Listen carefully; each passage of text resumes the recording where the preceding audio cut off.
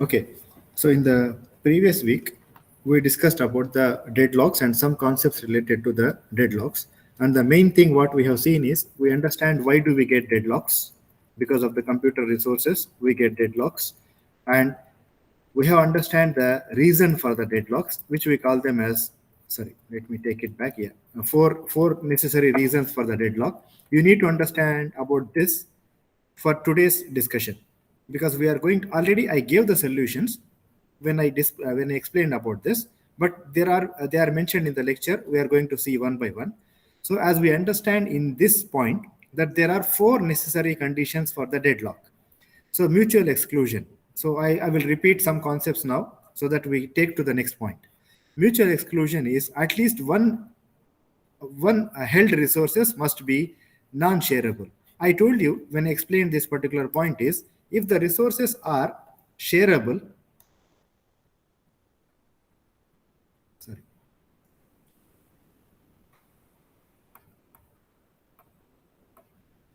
we will not get a deadlock.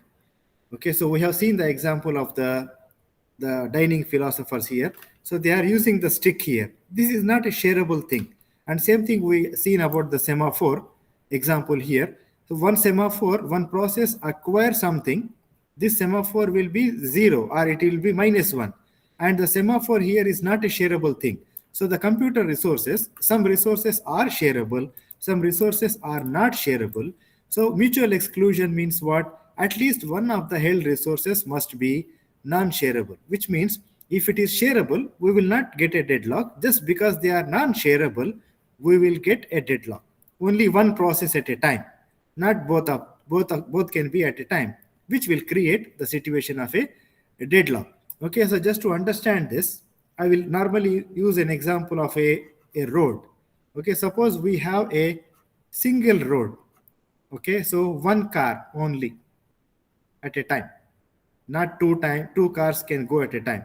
Now one car has already occupied the road. This road is not a shareable road. If any problem happens to this car, there is a deadlock, because it's just only a single instance or a single road. One way is coming, one way is going, so it's only going to be one car. So this creates a deadlock because of mutual exclusion. Remember, mutual exclusion, only one process, that creates a deadlock situation. But in the other way, today we are going to see the solution. What is the solution for mutual exclusion is, if for the mutual exclusion, stipulate that all the resources are shareable. Okay, so some resources are shareable, some resources are not shareable. If we have the resources which are shareable, we will not get a deadlock. Okay, so example, to take you back to the slide. So here, if there is a possibility that we have a 4-lane road. Okay, so 2 for going and 2 for coming. If there is any accident in one particular road, it is not going to create a deadlock. So if the resource is shareable, we will not get a deadlock. But if resource is non-shareable, because of mutual exclusion, only one by one, we are going to get a deadlock. And what they are telling there, if the resource is shareable, we will not get a deadlock. Like what we are going to see in those slides is, what is the problem? And these are the 4 problems we have seen. And what are the solutions for these 4 problems? I will explain the problems and then I will go and discuss the solutions there. So we already seen about the mutual exclusion, only one process at a time. If the resource is shareable, we will not get a deadlock, but generally they are non-shareable, so we get a deadlock. Hold and wait. One process is holding and waiting for the resource, like we have seen in the dining philosopher. They are holding one, waiting for the next one. He is holding one, waiting for the next one. Holding one, waiting for the next one. What is the solution for that? Third problem, preemption. What is preemption? We can stop or we can take the resource from the process forcefully. Example, if we are getting a deadlock here, because this philosopher is the pointer. Sorry. This philosopher is holding this resource. This philosopher is holding a resource. This philosopher is holding a resource. This philosopher is holding a resource. this philosopher is holding resource, we got a deadlock. Now, if I apply the concept of preemption, what is preemption? We can take the resource from the philosopher. If say, okay, you cannot take it forcefully, I will take it. Then I get both of them, and then I finish my job. Then after completing this can be given to this philosopher. But normally we cannot do it. Once we apply this kind of thing, we will not have a deadlock. But normally in the scenario, this is taken by this, now this is taken by this. So each one of them, they have taken one, one, one, one, one. So because of that, there is a deadlock. So that is the third problem, no preemption. A resource can only be released by the process that it is holding. We cannot forcefully take the resource, which is creating the deadlock. What is the solution for that? We will see. Okay, now circular wait. Again, the same example. P1 is waiting for P2, P2 is waiting for P3, P3 is waiting for P4. Like they are waiting in a circular wait. So that is also creating the deadlock. We understand about these 4 points in the previous week. We understand now the solution for these 4 problems, which is creating the deadlock. In the last lecture, we discussed about resource allocation graph. I hope you understand about this. We draw the resource allocation graph to see the cycle. If there is a cycle, we think there is a deadlock. When there is a deadlock, if there is only one instance, we have seen the examples. Please watch the lecture again. If we have just one resource, we get a deadlock.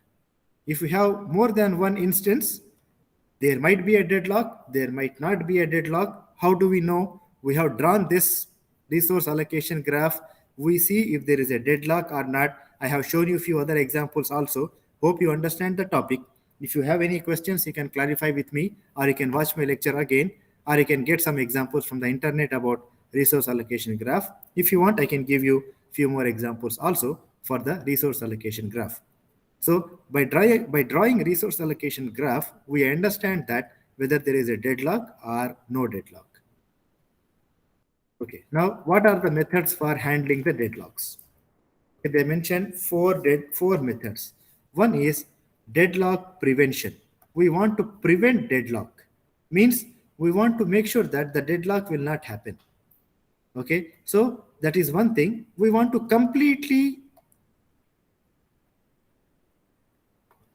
avoid, sorry,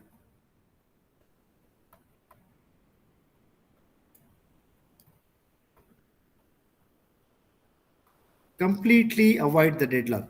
Normally, if you look at the meaning, prevention and avoidance both look like the same.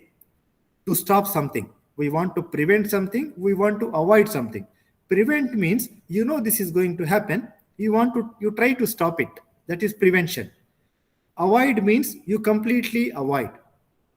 You completely avoid that. You don't want to do. You don't want to do. You don't want to get into that. Completely, you want to avoid that. Okay, so deadlock prevention, deadlock avoiding. If it is not working, you need to have a method for detecting the deadlocks and recover from the deadlocks. That we will see. And there is another approach called ostrich approach. Okay, so I hope you know about ostrich. I will just show the picture. We need to see this.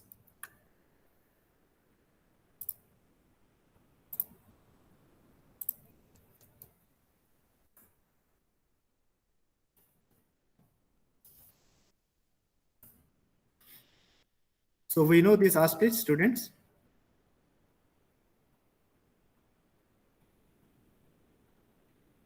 So what is ostrich approach is, normally, what ostrich does? Ostrich, hide the face inside the the mud or the sand, whatever is there. It thinks that no one is watching. So, why do they use the name here is ostrich approach? Because, they want to make sure, like, the ostrich, that if something is happening, no one is watching, means completely ignore. That is called as the ignorance, deadlock ignore. Another name for this one is deadlock ignorance.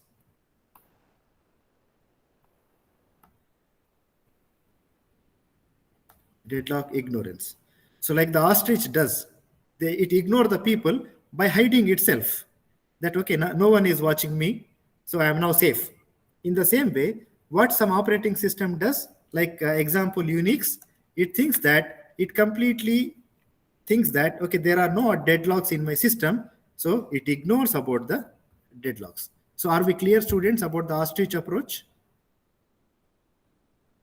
Yes, Master. Okay, now what we need to know, these are our 4 methods of handling deadlocks. Preventing the deadlocks, completely avoiding the deadlocks. If there are deadlocks, we need to detect and we need to recover from the deadlocks. The 4th method is deadlock ignorance, or we call it as a ostrich approach, especially followed by Unix. Okay, now how to prevent the deadlocks? We have seen in the beginning four problems. Why do we get the deadlocks? Now we are going to see how to prevent them. Prevention number 1. Okay, how to prevent the deadlock because of mutual exclusion? I have shown you already that some resources are shareable, some resources are not shareable. If the resource is non-shareable, because of mutual exclusion, we get a deadlock. Now what they are telling, that we want to put all the resources shareable, so that because of mutual exclusion, we will not get a deadlock. What do we mean by this? More than one process can take the resource. Like for example, hard disk. Hard disk is the resource which can be shareable. That's fine. But there are some resources, okay, like keyboard. Can we make a keyboard shareable? Can we make the keyboard shareable? Can 2 people use the keyboard at a time?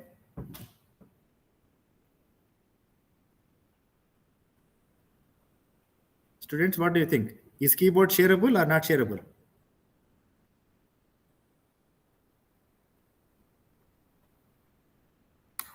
Is keyboard shareable resource or non-shareable resource? Not shareable. Not shareable. So what we have to think here is, all the resources are not shareable. And what they are telling, it is not, they are telling to force the resource to be shareable, to avoid the mutual exclusion. Like, they are telling us to make, some places there are single road. I told you the example already. Some places there is a single road. They say, okay, everywhere, try to make everywhere double road.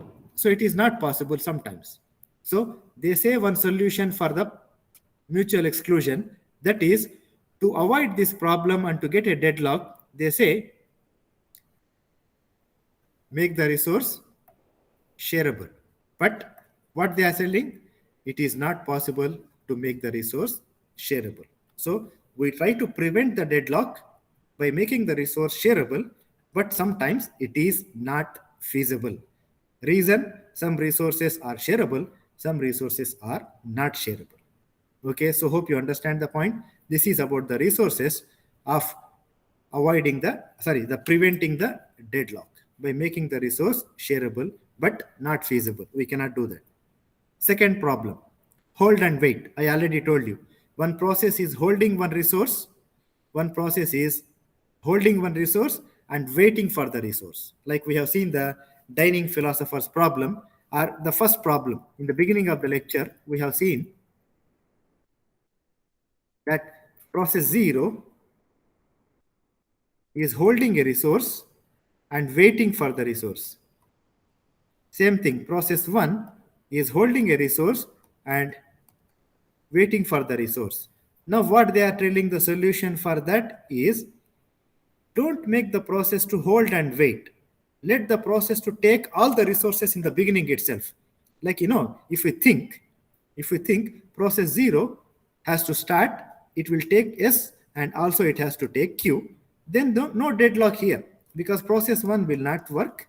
Process 0 will start with S, process 0 will take the Q and will start that. That is what the solution they are giving. What is the solution? The solution is force the process to be allotted all its resources before it starts execution. But sometimes it is not possible. Okay, so only allowing a process to request resource when it has got no resource available If it has got resources, it has to take all the resources. Now, what are the problems in this? Resource utilization will be low, and there might be a possibility of a problem of a starvation. What do we mean by these two? I will explain. Okay, suppose, okay, we say process 1, process 2. Process 1 want, I'll just say resource 1, resource 2. It wants 3 resources. Process 2 also want resource 1, resource 2. Okay, and process 3 wants resource 4, resource 5. Now what we are telling, we are forcing the process to be allotted all its resources. Now we say process 1, you take all the resources, resource 1, resource 2, resource 3, you take all of them, you start your work. Okay, now process 1 is working. Okay, allowing the process to request for the resource when it has got none. Now, when we apply this method, what is the problem? The resource utilization will be low. For example, process 2. Now, if I apply this rule for process 2 wants resource 1, resource 2, resource 4, resource 5. These resources are available, but process 2 cannot start. Can you tell me the reason why process 2 cannot start? Can you tell me the reason why process 2 cannot start now?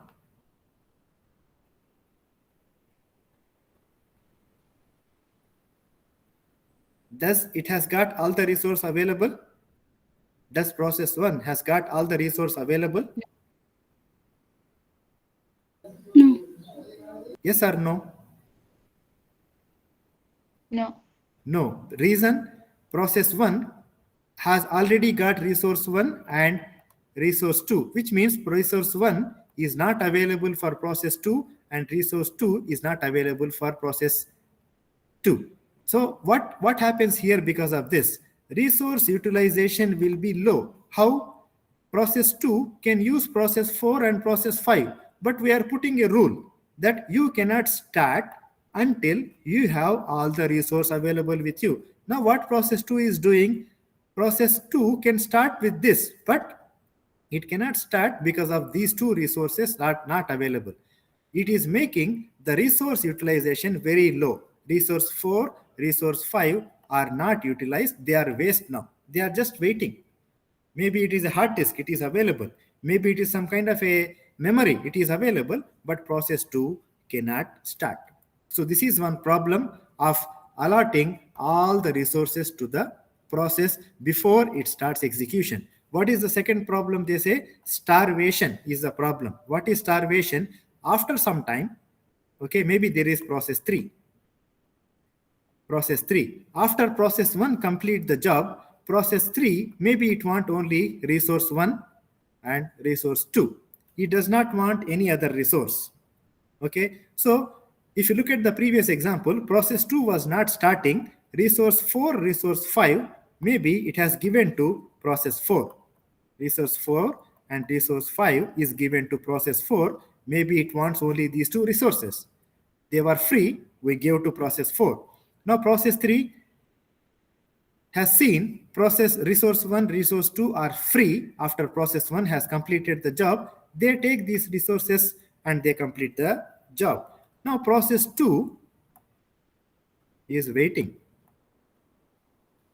because it wants 4 resources.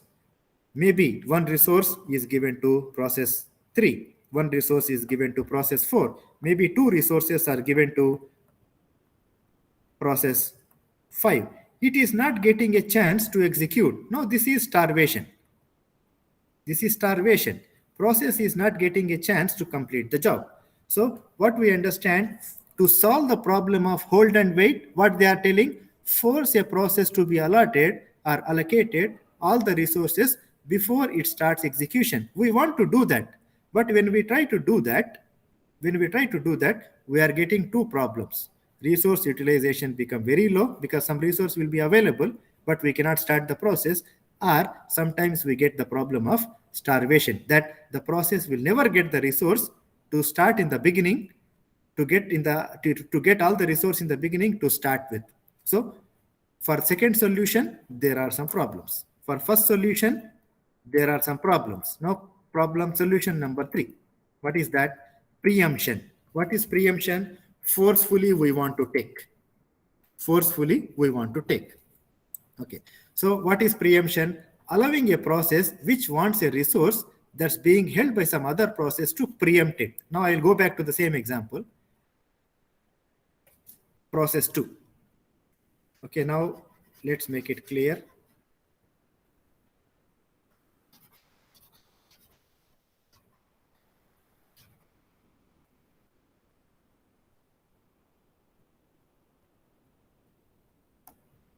Okay, now process 2 want to run. It has seen that resource 1, resource 2 is not available.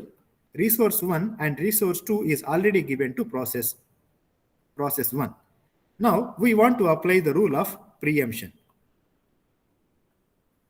So what is preemption? Process 2 can forcefully take the resource from process 1. So what it will do? Process 1, you stop. I want these 2 resources for me. So do you think this is a good idea to forcefully take? Like I'm a user. Remember, imagine process 1 is one user. User 1. This is user 2. I am working on the computer. I am user number 1. I am working on the system. I am doing something. And forcefully someone is coming and taking the resources given to me. Do you think it is good? Do you think it is good to take the resource forcefully from someone?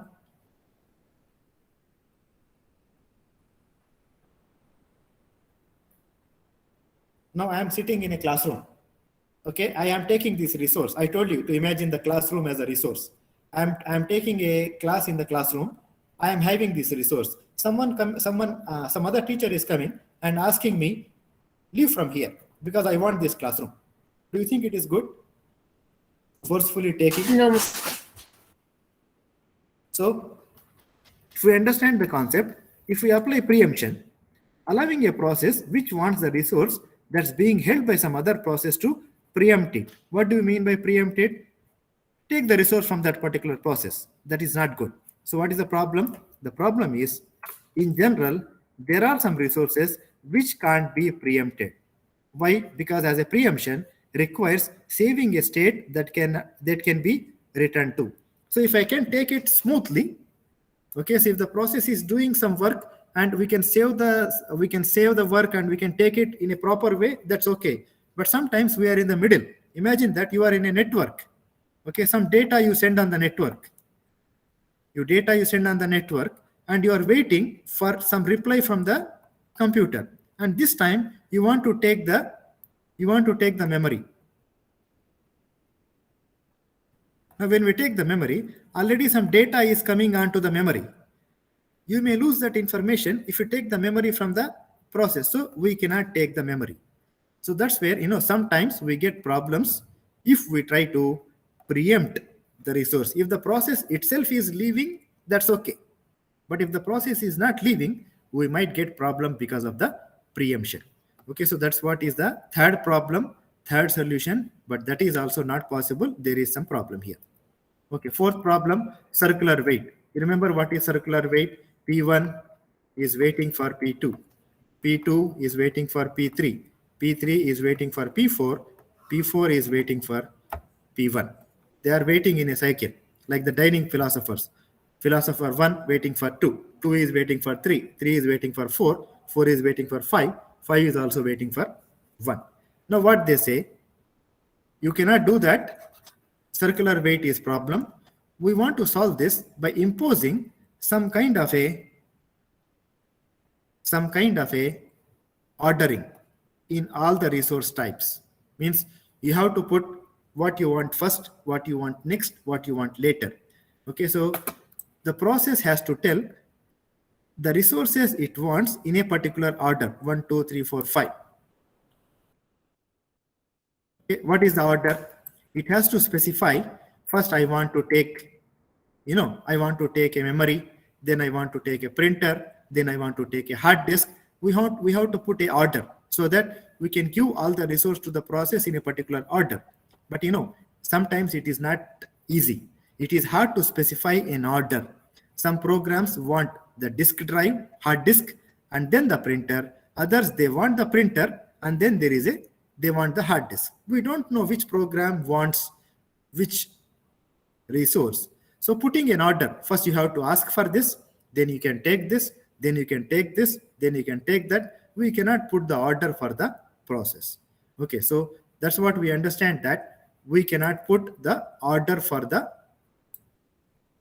process to avoid the circular wait. Okay, so 4 problems, 4 solutions we try to see, but there are some issues. We cannot solve them. Okay, so what they say, if you want something lower down, example, you have a hard disk. Okay, and you want a printer. What is the solution here? If you want to have a printer, you need to leave the hard disk. Then only we will give you the printer. If you want to take a printer, then you may need to leave the, for example, memory. So there is an order. First this, next this, third this. We cannot do that.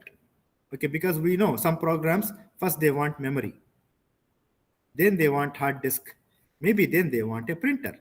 So this solution is also not a proper solution. So 4 problems for deadlock, 4 prevention techniques we have seen, but all 4 prevention techniques, they have their own problems. Okay, now what we need to do, we try to completely avoid the deadlock. I told you, we try to prevent it, we try to stop it, but we cannot do that because they have their own problems. Now what we want is, we want to avoid the deadlock completely. We want to avoid the deadlock completely. But how can we do this? This actually requires a kind of a planning, but I am telling you that this method is also not successful. Okay, this method is also not successful. So what they are trying to tell here is, I will tell you the example. Okay, for a particular process, it has to tell in the beginning what resources it wants. Okay, the process has to tell in the beginning what resources it wants. Then we are going to make a plan, like a schedule. Like the teacher coming and taking the classroom from me forcefully is not good. For that reason, what we do, we prepare a schedule so that the teachers or the students should not fight for the classroom. We prepare a proper schedule. In the same way, we want each process to declare the maximum number of resources of each type it may need in the beginning. Okay, then what we do, we have a deadlock avoidance algorithm.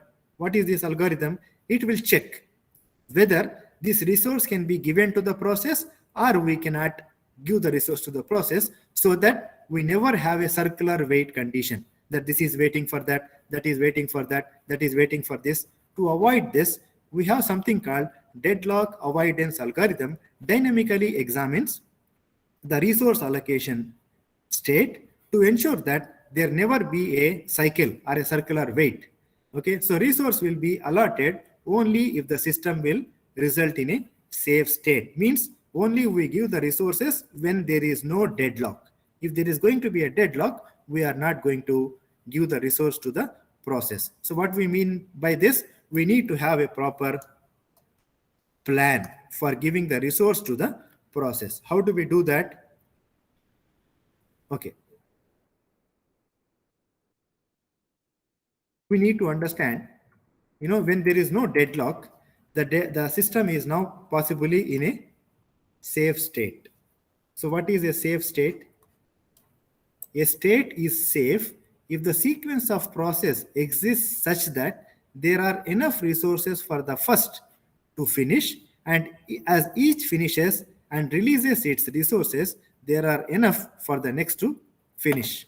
So what do we mean by this is, we don't have any deadlock in the system. When it is going to happen, we need to have the sequence of the process 1, process 2, process 3, process 4, and we need to plan in such a way that the process will start. Okay, so there are some enough resources for the first process to start and finish the process, and after that it will release the resource. then there are some enough resources available for the next process to start and finish the job. Now this is little bit complex to understand.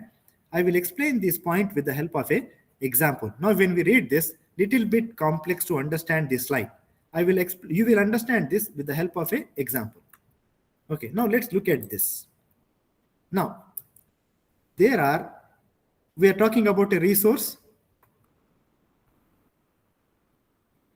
Now they have given an example of a tape drive. How many of you in the class know about tape drives? Do you know about tape drives? Where do we use it? Because I'm not sure whether you heard about this or not. That's why I want to know. Do you know about tape drives? We know hard disk drive, HDD.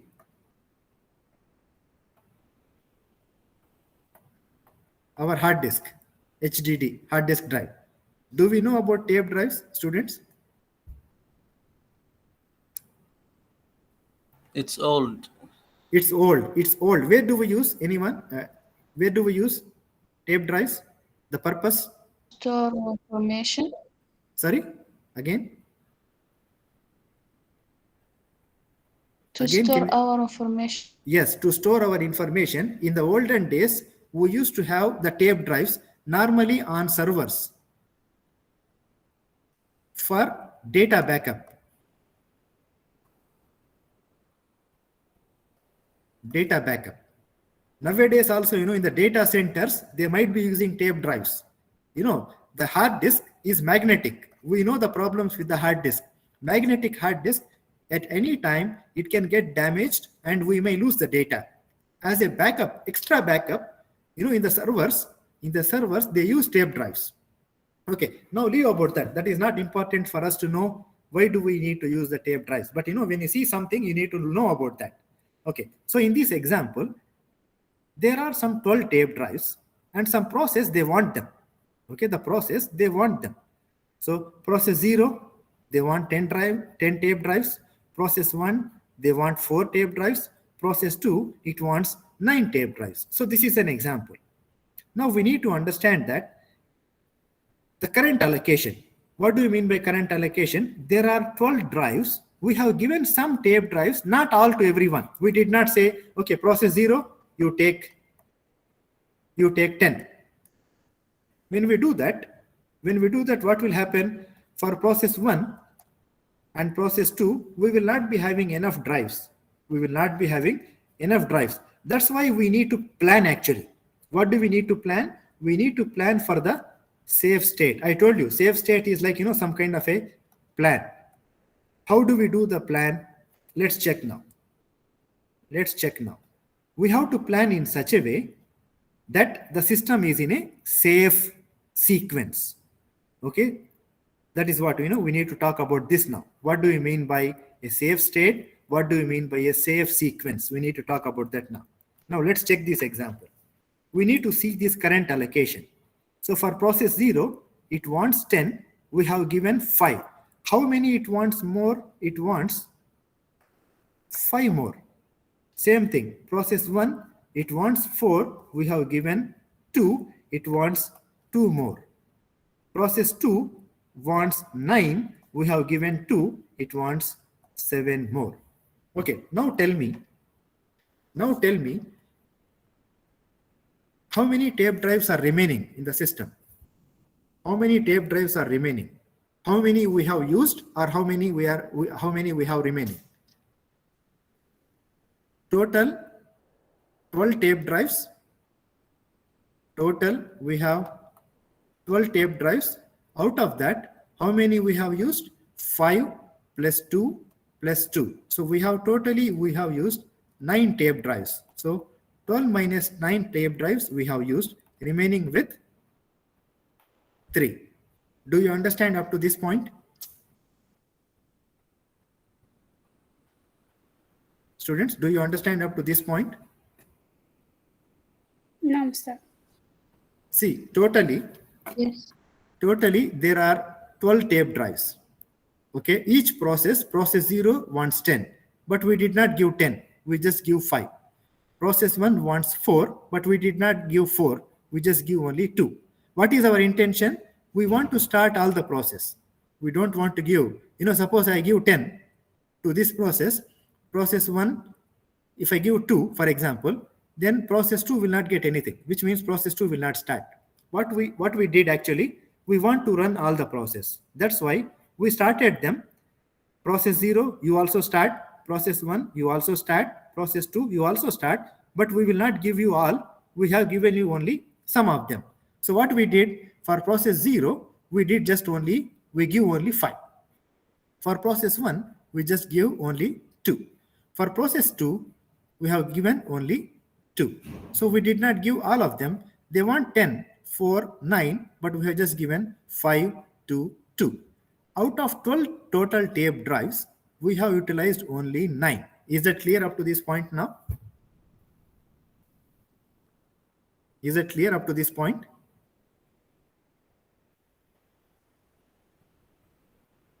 Student, please say yes or no. Is it clear up to this point?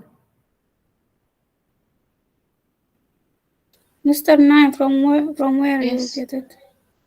Which one? 9. 9 is the total of this. 5 plus 2 plus 2. So we used these resources. So the total of that is 9. There were Yes, total 12. there were total tape drives 12. Out of that, we utilize 9. Now we are left with only 3. Is that clear now? Is that clear now? Yes. Okay. Now we have 3 tape drives remaining. By using these 3 tape drives, can any process complete the job now? Look at the thing, how many they want remaining. By using these 3 tape drives, which process can complete now?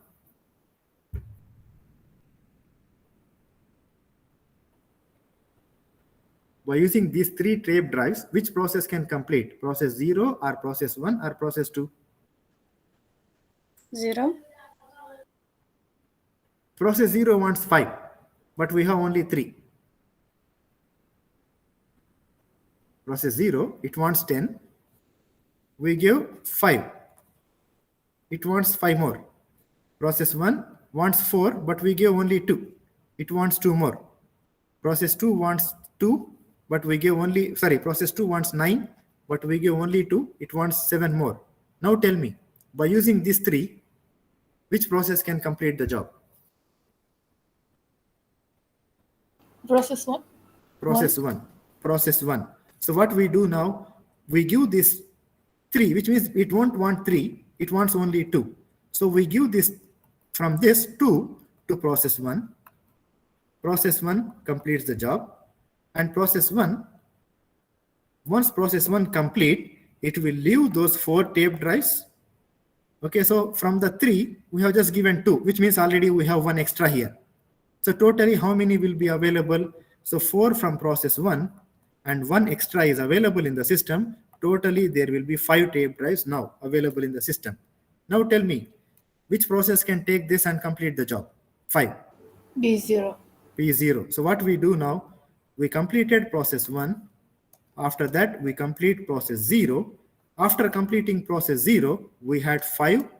Plus in the previously, there were 5 from process 0. So totally, there are now 10 available in the system. So by using this 10, process 2 can complete the job. Yes or no? Do you agree now?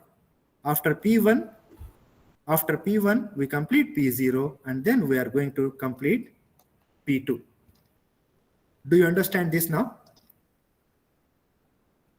Do you understand this now? This is called as safe sequence. This is called as safe sequence. What is the safe sequence? P0. First, we need to complete P0. Then we need to complete P1. Sorry, I have written in a wrong way. So first we need to complete P1. Then we need to complete P0. And then we need to complete P2. Now this sequence of the process is called as safe sequence. Okay, so that is the point is mentioned here. Okay, is system in a safe state? The answer is yes. Why the answer is yes? Because there are 3 tape drives available. There are 3 tape drives available, and P1, P0, P2 is called as a safe sequence. I told you the reason why. So what happens here? There are 3 drives. So 2 drives will be given to process 1. Process 1 will complete the job, leave all the resources. So 5 tape drives will be available because 4 from process 1 and 1 extra in the system. So there are now 5 drives available. So all 5 can be given to process 0. So process 0 wants 5. Already it has got 5. It wants 5 more. Now 5 are available. So total will be given to process 0. Process 0 will complete the job, leave all the 10 resources to the computer. Then process 2 wants 9. 2 are given. It wants 7 more. But in the system now we have 10 more. So which means process 2 can complete. Now the sequence process 1, process 0, process 2 is called as a safe sequence. So now do you understand what do we mean by safe state and the safe sequence? Is it clear now?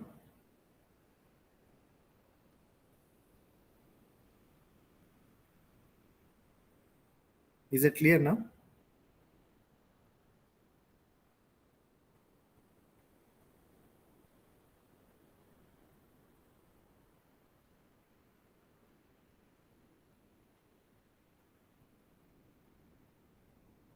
Okay, now let's check. They are putting one example here to make us understand the point. Student, I hope you understand what do you mean by safe state and safe sequence. Now let us just check the point what they are trying to say. If we make a change in the plan, okay, so little change in the plan.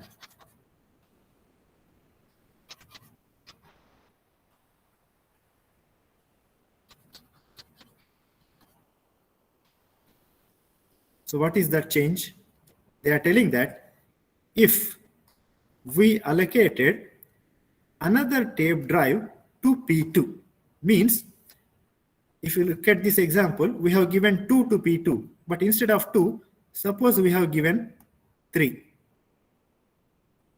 Now what will happen? Is the system safe or not safe? We have to check. Okay, so we'll check the example. Total 12 tape drives. Out of that, 5 plus 2 plus 3, 10 we have used. Okay, so we use 10 tape drives from 12 tape drives, remaining with only 2. Now we understand that 2 tape drives are available.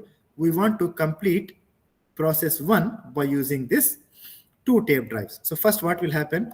Process 1 will complete the job by taking 4 tape drives and done. Now after completing this, how many tape drives will be available? 4. Now do you think any process can complete by taking these 4 tape drives?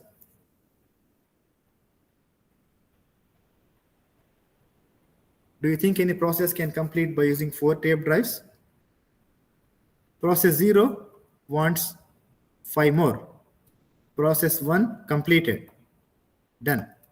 Process 2 wants 6 more. Now totally we have just 4 in the system. So do you think the process will complete now? Process 0 and process 2? Do you think they will complete? No. No. If you look at the previous example, when we have given just 2 resources, this is going to be 9. When this is 9, this will be 3. When this is 3, 2 resources are given to process 2. Process 2 will finish. But in the system, we have totally 5 resources available.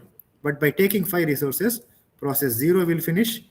After that, process 2 will finish. But now it is not the case. Now what happened? Just because of giving one extra resource, it has, put the system into opposite, unsafe state. So what we understand from this, when we properly plan, that's what I told you, safe state is something like a plan. When we properly plan that which process wants how many resources, and if you properly allocate the resources to the process, we can completely avoid the deadlock. But do you think it is possible in the computer, in a real scenario, to plan like that? Because imagine I am a user and I have to tell to the system that I want this, I want that in the beginning itself. It is not possible. Now I'm using a computer, I want to print something. Now I need a resource which is a printer. After printing, maybe I want a network. After network, maybe I want to store something in the memory. Or after some time, I want to do some processing. It is not possible to do this kind of planning in the computer. So we understand deadlock avoidance, but it is not possible sometimes to apply. Okay, so a system can be, sometimes a system can be unsafe state without necessarily being in a deadlock. What we need to understand, always when you see unsafe means it is a deadlock. It is not the case. Sometimes it may be a deadlock, sometimes it may be not a deadlock. Okay, so the deadlock avoidance, what I told you, the deadlock avoidance will work only for the situation where there is only one instance of each resource available, like only one copy. If there are more than one copy, no need of creating such kind of plan, because it is not easy to create such kind of a plan. Now, there is one extra thing we need to learn here. We have seen resource allocation graph. Okay, we draw resource allocation graph like this. Okay, and we understand that there is going to be a deadlock or no deadlock by drawing a resource allocation graph. Now what they are telling is, they are telling us to draw something called deadlock avoidance. Okay, so to deadlock avoidance algorithm. For that, what they are telling us is, if a process wants a resource, okay, don't draw it like this. If a process wants a resource, you draw with the help of a dotted line. You draw with the help of a dotted line. Okay, and you check if there is a deadlock or not. If there is no deadlock, you give the resource to the process. But if there is a deadlock, you don't put such kind of a situation. So only give the resource when it is available. So what they say, don't draw a request edge, you say a claim edge. I hope you remember, this is called as a request edge. Request edge. The process is asking for the resource. They are telling us, don't draw a request edge when it is a cycle like this. Okay, draw a dotted line and call this dotted line as a claim edge. Claim edge. Okay, we'll read about that now. There are some heavy concepts. You need to watch or listen again and again to understand them. So what they are telling, we add a new kind of edge called as a claim edge to the resource allocation graph. What is that? A claim edge means that the process may request for a resource in future, not now. Okay, how do we draw that? It's not given there. What we say, a particular process 1, may ask for this resource 1 in future, show with the help of a dotted line. Okay, now what do we check? Draw the claim edge with dashed line or a dotted line. If P1 is actually requesting for resource, we turn the claim edge into request edge only if does not result in a cycle. So I will take you back to the same example. Okay, let's put an example here again. Okay, we have P2 and we have resource 2.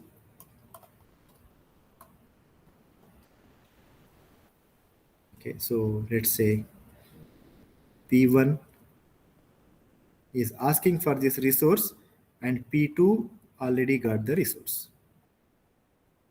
Okay, now here we understand that P2 is already having a resource. How to change this? Yeah.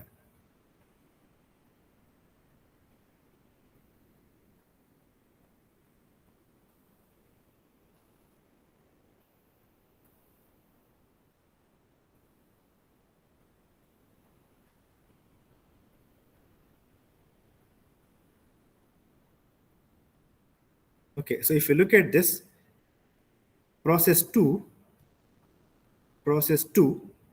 is already having these two resources. Okay, that is resource 1 and resource 2. Both of them are given to process 2. Okay, and suppose process 1 is asking, let's say, I will change this. Let's say it is having only one resource. Now it is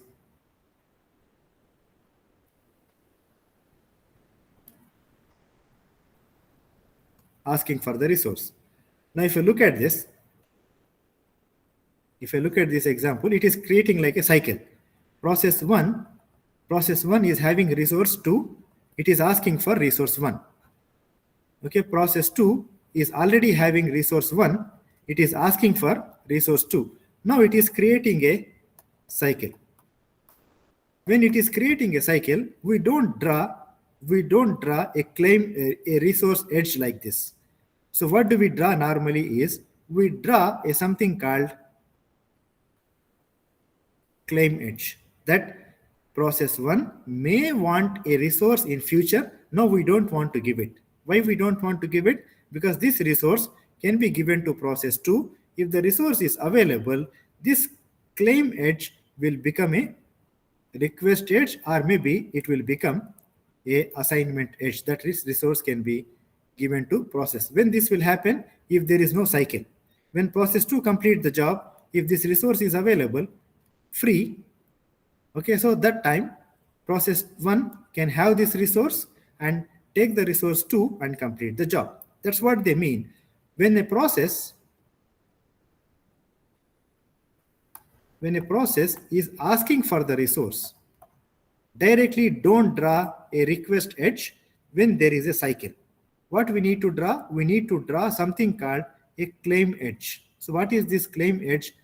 This process will ask for this resource in future. If the resource is available, we will make it as a request edge, or if the resource is free, we can give the resource to this particular process by drawing the assignment edge. That's what they are trying to say in the text. I will read this quickly. Okay. So we draw the claim edge with dashed line.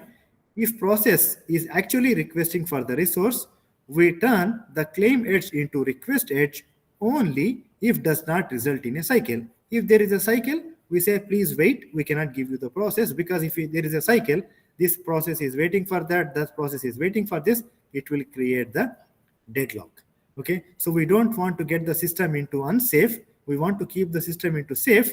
That's why we don't want to give the resource to the process. Okay, so that is how we try to avoid the deadlock. So we understand the second point, that is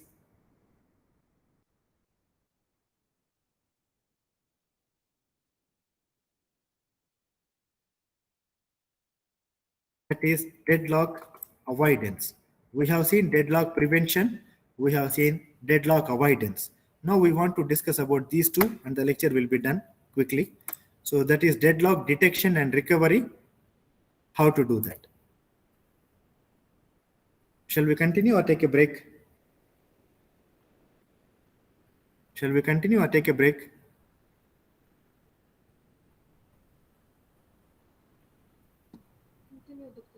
Okay, let's see.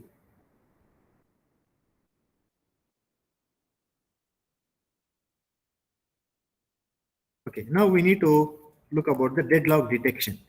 So we try to avoid the deadlock, we try to prevent the deadlock, but we could not do that. But still, there is a possibility that we may have a deadlock in the system. Okay, so if the system is not operating the deadlock avoidance algorithm, which we have seen in the previous slide, it may still want to check periodically to see whether there is a deadlock in the system or not. So how do we do that? Okay, if there is a deadlock, if we have, it will want to recover from the deadlock. So what we want, like the police, whether there is a requirement or not requirement, always there is no traffic jam or there is no accident in the road, but still the police want to check, sometimes on the road. That's in the same way, we want to see whether there is a deadlock in the system or not. Why do we want to do that? If they have deadlock, we want to recover from the deadlock. Okay, so if there is just one instance of the resource available, we can use resource allocation graph to detect the deadlock. Like we have already seen, we can draw which process is asking for which resource and which resource is given to which process, and to see whether there is a deadlock or not. Okay, so this is one idea, that if there is only one copy of the resource available, we can check the deadlock by drawing resource allocation graph.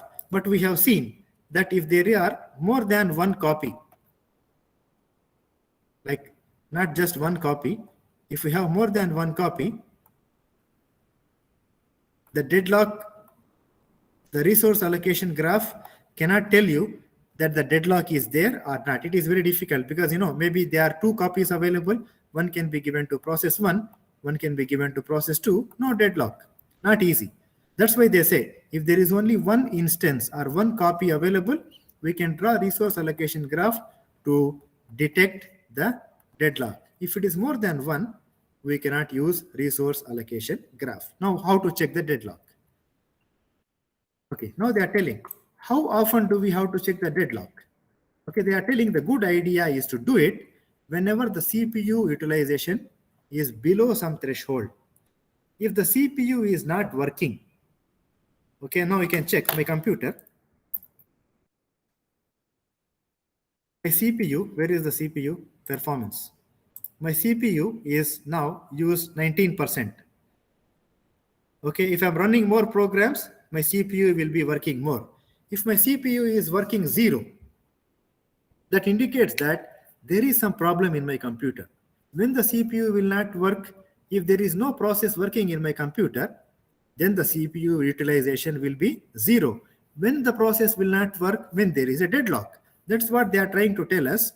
The good idea is to do it when we want to check. The good idea is to do it whenever the CPU utilization falls below some threshold. Means what? Maybe if the CPU is not working, what do we mean by threshold? Maybe example, if it is working less than 10%. Now my computer is working 17%.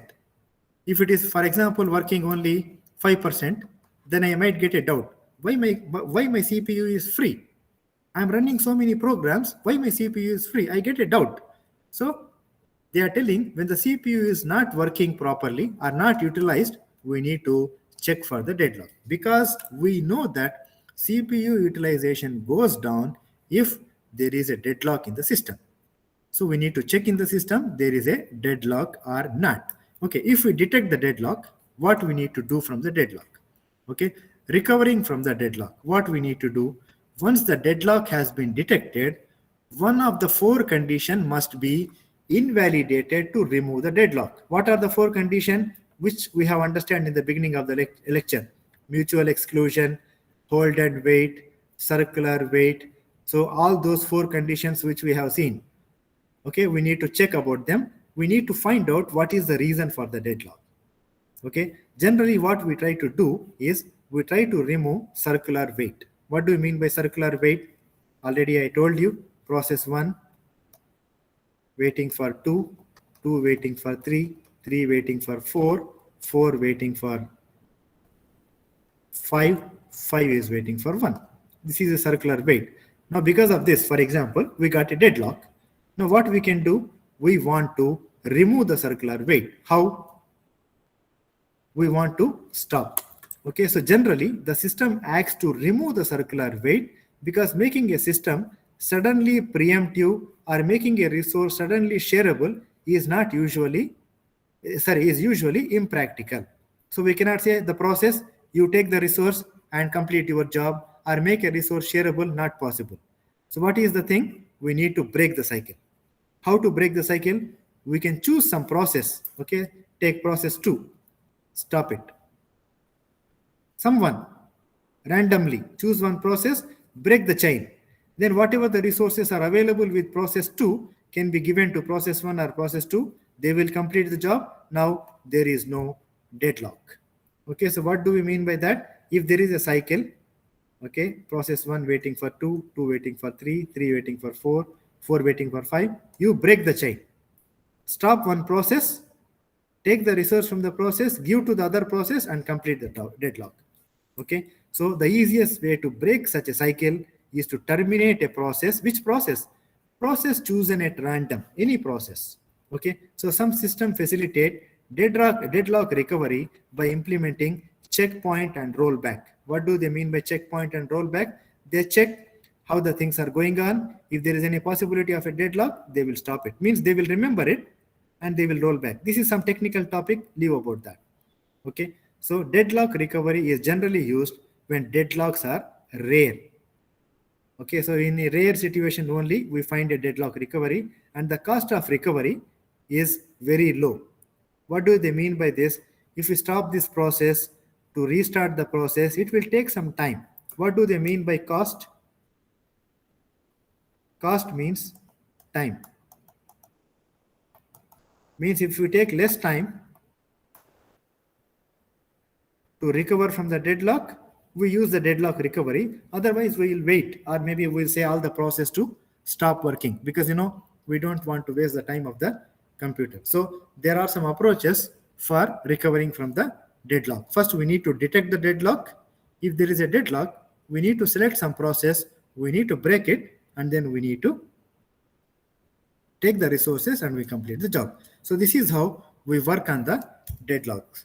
So hope you understand all the points related to the deadlocks. So what is the important thing in this lecture is the resource allocation graph. You need to understand how to draw the resource allocation graph, because definitely you can expect one question in the exam, because all these problematic questions, like we have seen in the midterm exam, the scheduling algorithms is one definite question.